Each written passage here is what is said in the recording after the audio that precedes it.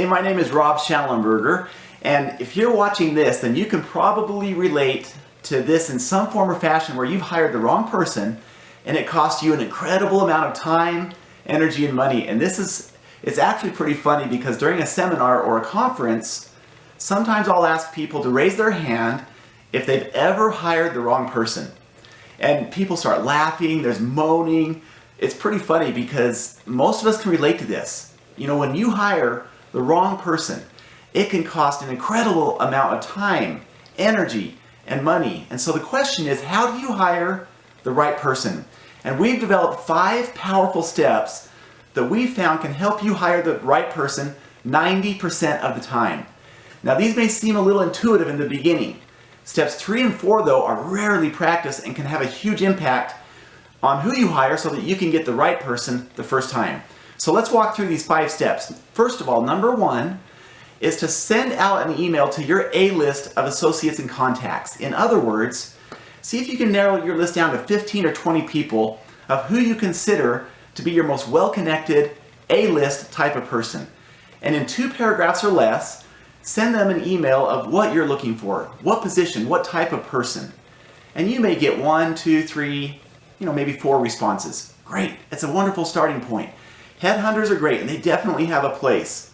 Yet there's a power in getting a referral from someone who's been tested by someone else. So let's say that you get 3 or 4 names. The second step is you want to sell your company to those 3 or 4 people. You may have a rock star in that midst. And with unemployment being so low, there are plenty of places for people to choose from. So you want to sell them on your culture and why it would be good for them to come in for an interview with you. I've seen this happen where people have the wrong approach, the wrong attitude. They would think to themselves, it's going to be that person's privilege and honor to work with us. That's the wrong attitude and mindset when it comes to hiring. If they are a rock star, they will have plenty of options to choose from. Number 3 is, once you get them in for an interview, now this is the one where I'd ask you to highlight, because this is this step that makes all the difference in getting the right person. And most people don't do this correctly. Most people, in my experience, will look at their resume and they'll ask situational questions such as, what are some of your strengths, your weaknesses? What's a scenario where you've had to exemplify leadership? These are answers that people can fake. They can get through these answers. You could fake any type of interview where those are the questions. Instead, I'm going to invite you to use what's called a behavioral-based interview. And what you're looking for is the mindset, the skill set, and this really solution-focused type of team player. Because they wouldn't be sitting in your chair if they didn't have the resume to be there. You hopefully have already seen that prior to the interview. So what you're looking for is, does this person bring to the table a great attitude, the mindset of a solution-focused team player? And how do you test that? Well, what we invite you to do is come up with 2 or 3 business challenges that you're facing right now. These are real world, real issues that you're dealing with. And then give those challenges to the person you're interviewing. Now, they may be simple or they may be complex. It doesn't really matter, because what you're looking for is the mindset. Do you have a solution-focused team member sitting there? And so typically what we'll do is we'll give them the 2 or 3 challenges and then invite them to go into a different room for 30 minutes, maybe 45 minutes, and come up with whatever solutions or plans they can to solve those challenges. Now, I purposely will insert one in there that I know they won't have the answer to. Because what are we looking for? We're looking for their ability to problem solve. And I've seen all kinds of answers with this. For example, here's what you're really looking for.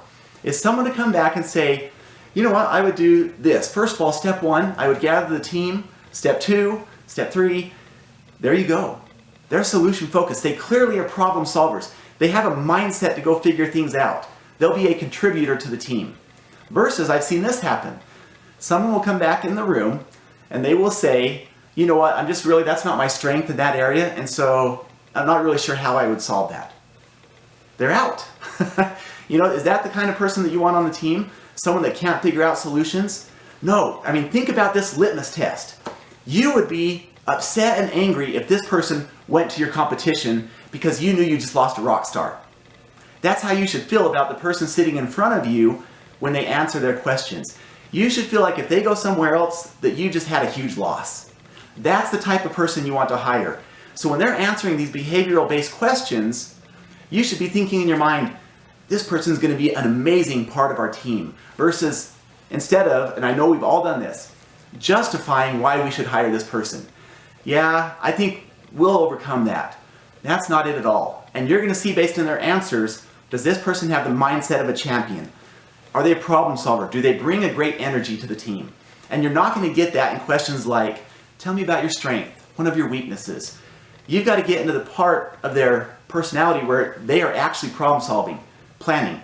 And you can do that by asking those 2 or 3 real world challenging questions of things that you're facing right now.